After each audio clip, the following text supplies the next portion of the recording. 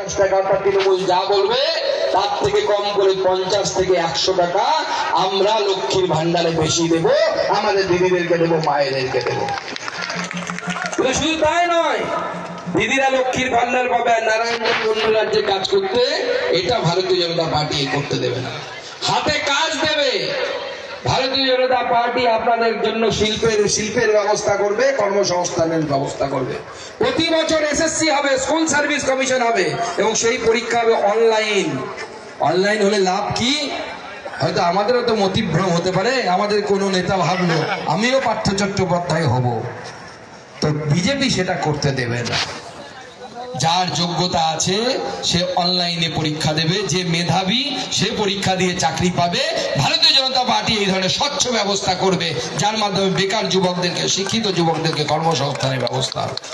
ভারতীয় জনতা পার্টি মহিলাদের উপর অত্যাচার হলে বলবে না যে ওই মহিলার চরিত্র খারাপ সেই জন্য এরকম হয়ে গেছে।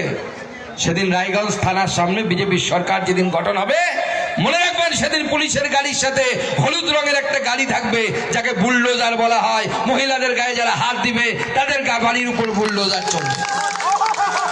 এটা ভারতীয় জনতা পার্টির প্রতিশ্রুতি।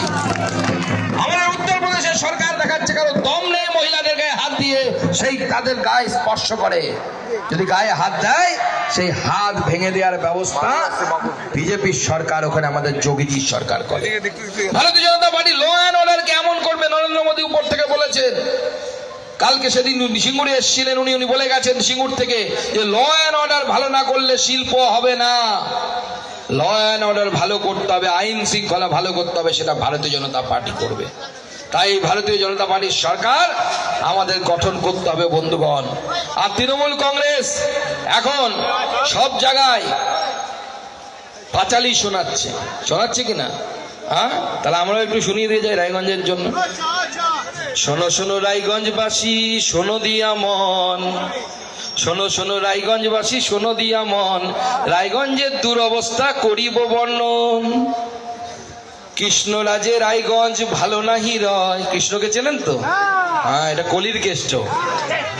কৃষ্ণরাজে রায়গঞ্জ ভালো নাহি রয়, হাসপাতালে বিনা চিকিৎসায় রোগীর মৃত্যু হয়। ঠিক বলছি?